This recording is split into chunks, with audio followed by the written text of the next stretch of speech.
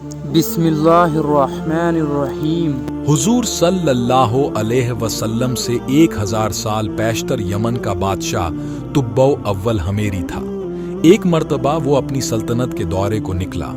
12,000 عالم اور حکیم اور 1,32,000 سوار اور 1,13,000 پیادے اپنے ہمراہ لیے، اور اس شان سے نکلا کہ جہاں بھی پہنچتا اس کی شان و شوکت شاہی دیکھ کر مخلوق خدا چاروں طرف سے نظارے کو جمع ہو جاتی تھی۔ یہ بادشاہ جب دورہ کرتا ہوا مکہ پہنچا تو اہل مکہ سے کوئی اسے دیکھنے نہ آیا۔ بادشاہ حیران ہوا اور اپنے وزیر اعظم سے اس کی وجہ پوچھی تو اس نے بتایا کہ اس شہر میں ایک گھر ہے جسے بیت اللہ کہتے ہیں، اس کی اور اس کے خادموں کی جو یہاں کے باشندے ہیں تمام لوگ بے حد تعظیم کرتے ہیں، اور جتنا آپ کا لشکر ہے اس سے کہیں زیادہ دور اور نزدیک کے لوگ اس گھر کی زیارت کو آتے ہیں اور یہاں کے باشندوں کی خدمت کر کے چلے جاتے ہیں،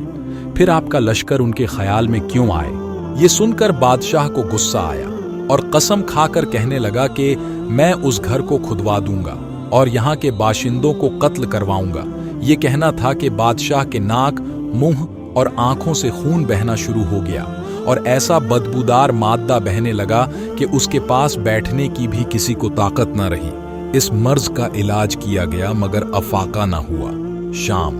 کے وقت بادشاہ کے ہمراہی علماء میں سے ایک عالم ربانی تشریف لائے اور نبض دیکھ کر فرمایا، مرض آسمانی ہے اور علاج زمین کا ہو رہا ہے۔ اے بادشاہ، آپ نے اگر کوئی بری نیت کی ہے تو فوراً اس سے توبہ کیجیے۔ بادشاہ نے دل ہی دل میں بیت اللہ شریف اور خدام کعبہ کے متعلق اپنے ارادے سے توبہ کی۔ توبہ کرتے ہی اس کا وہ خون اور مادہ بہنا بند ہو گیا، اور پھر صحت کی خوشی میں اس نے بیت اللہ شریف کو ریشمی غلاف چڑھایا اور شہر کے ہر باشندے کو 7 اشرفی اور 7 ریشمی جوڑے نظر کیے۔ پھر یہاں سے چل کر جب مدینہ منورہ پہنچا تو ہمراہی علماء نے جو کتب سماویہ کے عالم تھے وہاں کی مٹی کو سونگھا اور کنکریوں کو دیکھا، اور نبی آخر الجماع کی حجت گاہ کی جو علامتیں انہوں نے پڑھی تھیں ان کے مطابق اس سرزمین کو پایا تو باہم عہد کر لیا کہ ہم یہاں ہی مر جائیں گے مگر اس سر زمین کو نہ چھوڑیں گے۔ اگر ہماری قسمت نے دیا تو کبھی نہ کبھی جب نبی آخر الجماع صلی اللہ علیہ وسلم یہاں تشریف لائیں گے ہمیں بھی زیارت کا شرف حاصل ہوگا، ورنہ ہماری قبروں پر تو ضرور ہی کبھی نہ کبھی ان کی جوتیوں کی مقدس خاک اڑ کر پڑ جائے گی جو ہماری نجات کے لیے کافی ہے۔ یہ سن کر بادشاہ نے ان عالموں کے واسطے 400 مکان بنوائے اور اس بڑے عالم ربانی کے مکان کے پاس حضور صلی اللہ علیہ وسلم کی خاطر 1-2 منزلہ عمدہ مکان تیار کرایا اور وصیت کر دی کہ جب آپ تشریف لائیں تو یہ مکان آپ کی آرام گاہ ہوگی، اور ان 400 علماء کی کافی مالی امداد بھی کی، اور کہا تم ہمیشہ یہیں رہو، اور پھر اس بڑے عالم ربانی کو ایک خط لکھ دیا اور کہا کہ میرا یہ خط اس نبی آخر الجماع صلی اللہ علیہ وسلم کی خدمت اقدس میں پیش کر دینا، اور اگر زندگی بھر تمہیں صلی اللہ علیہ وسلم کی زیارت کا موقع نہ ملے تو اپنی اولاد کو وصیت کر دینا کہ نسلاً بعد نسل میرا یہ خط محفوظ رکھیں حتیٰ کہ سرکار عبدکار صلی اللہ علیہ وسلم کی خدمت میں پیش کیا جائے۔ یہ کہہ کر بادشاہ وہاں سے چل دیا۔ وہ خط نبی کریم صلی اللہ علیہ وسلم کی خدمت میں 1000 سال بعد پیش ہوا۔ کیسے ہوا اور خط میں کیا لکھا تھا سنیے اور عظمت مصطفیٰ صلی اللہ علیہ وسلم کا اعتراف فرمائیے۔ خط کا مضمون یہ تھا، کمترین مخلوق تبع اول حمیری کی طرف سے شفیع المذنبین سید المرسلین محمد رسول اللہ صلی اللہ علیہ وسلم، اے اللہ کے حبیب، میں آپ پر ایمان لاتا ہوں اور جو کتاب آپ پر نازل ہوگی اس پر ایمان لاتا ہوں اور آپ کے دین پر ہوں، پس اگر مجھے آپ کی زیارت کا موقع مل گیا تو بہت اچھا غنیمت، اور اگر میں آپ کی زیارت نہ کر سکا تو میری شفاعت فرمانا اور قیامت کے روز مجھے فراموش نہ کرنا۔ میں آپ کی پہلی امت میں سے ہوں اور آپ کے ساتھ آپ کی آمد سے پہلے ہی بیعت کرتا ہوں۔ میں گواہی دیتا ہوں کہ اللہ ایک ہے اور آپ اس کے سچے رسول ہیں۔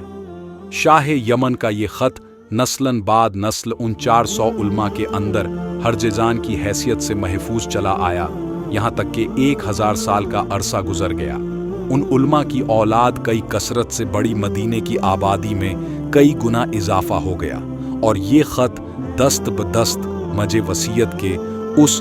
بڑے عالم ربانی کی اولاد میں سے حضرت ابو ایوب انصاری رضی اللہ عنہ کے پاس پہنچا، اور آپ نے وہ خط اپنے غلام خاص ابو لیلہ کی تحویل میں رکھا۔ اور جب حضور صلی اللہ علیہ وسلم مکہ معظمہ سے ہجرت فرما کر مدینہ منورہ پہنچے اور مدینہ منورہ کی الوداع گھاٹی سنیات کی گھاٹیوں سے آپ کی اونٹنی نمودار ہوئی، اور مدینے کے خوش نصیب لوگ محبوب خدا کا استقبال کرنے کو جھوک در جھوک آ رہے تھے، اور کوئی اپنے مکانوں کو سجا رہا تھا تو کوئی گلیوں اور سڑکوں کو صاف کر رہا تھا، کوئی دعوت کا انتظام کر رہا تھا، اور سب یہی اصرار کر رہے تھے کہ حضور صلی اللہ علیہ وسلم میرے گھر تشریف لائے۔ حضور صلی اللہ علیہ وسلم نے فرمایا کہ میری اونٹنی کی نکیل چھوڑ دو، جس گھر میں یہ ٹھہرے گی اور بیٹھ جائے گی وہی میری قیامگاہ ہوگی۔ چنانچہ جو 2 منزلہ مکان شاہ یمن تبو نے حضور کی خاطر بنوایا تھا، وہ اس وقت حضرت ابو ایوب انصاری رضی اللہ عنہ کی تحویل میں تھا۔ اسی میں حضور صلی اللہ علیہ وسلم کی اونٹنی جا کر ٹھہر گئی۔ لوگوں نے ابو لیلہ کو بھیجا کہ جاؤ حضور کو شاہ یمن تبو کا خط دے آؤ۔ جب ابو لیلہ حاضر ہوا تو حضور نے اسے دیکھتے ہی فرمایا، تو ابو لیلہ ہے؟ یہ سن کر ابو لیلہ حیران ہو گئے۔ حضور نے پھر فرمایا، میں محمد رسول اللہ ہوں، شاہ یمن کا جو میرا خط تمہارے پاس ہے، لاؤ وہ مجھے دو۔ چنانچہ ابو لیلہ نے وہ خط دیا، اور حضور نے پڑھ کر فرمایا، صالح بھائی تبو کو آفرین شاباس ہے۔ ہمارے حضور صلی اللہ علیہ وسلم کا ہر زمانے میں چرچا رہا، اور خوش قسمت افراد نے ہر دور میں حضور سے فیض پایا، اور محمد صلی اللہ علیہ وسلم اگلی پچھلی تمام باتیں جانتے ہیں۔ اور یہ بھی معلوم ہوا کہ حضور صلی اللہ علیہ وسلم کی آمد کی خوشی میں کمانات اور بازاروں کو سجانا اور مزین کرنا صحابہ اکرام کی سنت ہے۔